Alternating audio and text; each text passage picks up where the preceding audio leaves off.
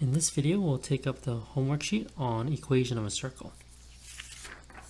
So the first question was pretty straightforward. They gave you the graph of a circle which is centered at the origin and ask you to find the equation of a circle.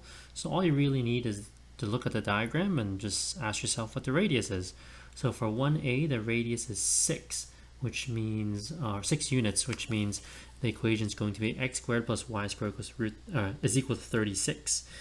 Now for b, the radius is root 7, so that's why you have equation x squared plus y squared equals 7, because root 7 squared is 7.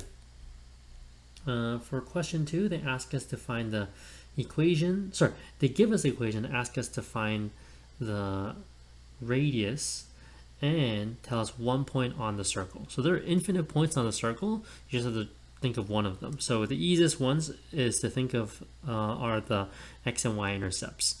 So if it's radius is 7 and it's centered at the origin, 0, 7 or negative 7, 0 or 7, 0, all are very, very nice points to choose. I mean, you can make it harder on yourself, but I'd argue those are the easiest choices.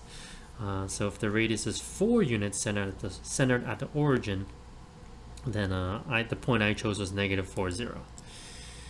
For question 3, they gave us a point and they asked us to find the equation. So basically sub it into the equation of the circle and just solve for r squared. Once you have r squared, you can write the equation. For question 4, if a classic question, is it inside, outside, or on the circle? So just basically imagine the concentric circle and ask yourself, if I draw a concentric circle, will that circle be inside, outside, or on that circle? I solve for the radius squared of this concentric circle, and it's equal to 9. Whoa, it's way less than 26.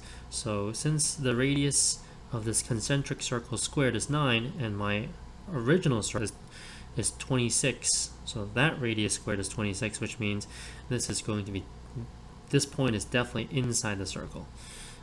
Basically the same idea for 4b, and you realize that this radius is going to be greater than that of my circle, so it's outside the circle.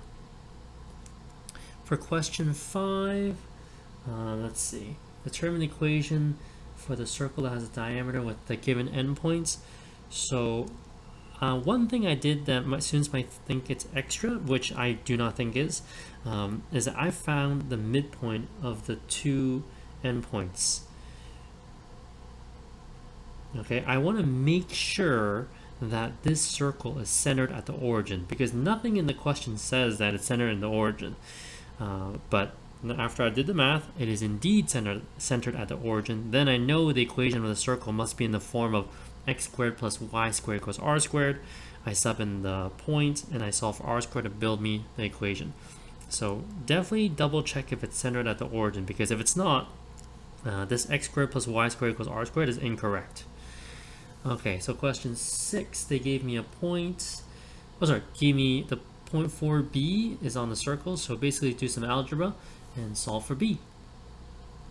Question 7, just draw a circle. I had a really hard time drawing this circle. It just still looks a little lopsided, but the radius is root 13.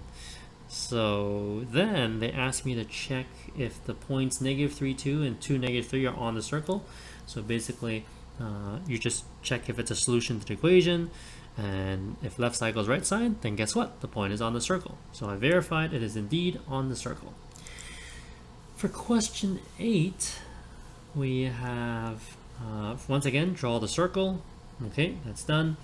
Verify that the point lies on the circle, left side, right side. Beautiful. That means the point is on the circle. And then they asked me to draw a line segment DO, which means I'm going to join that point on the circle to the origin, and then they want me to determine the slope of the radius, the slope of this line. And did the math, it's it's negative 4/3. Actually, they wanted me to find the slope that's perpendicular to DO. So once I found the slope of DO to be negative 4/3, let me add a notation here. the slope of DO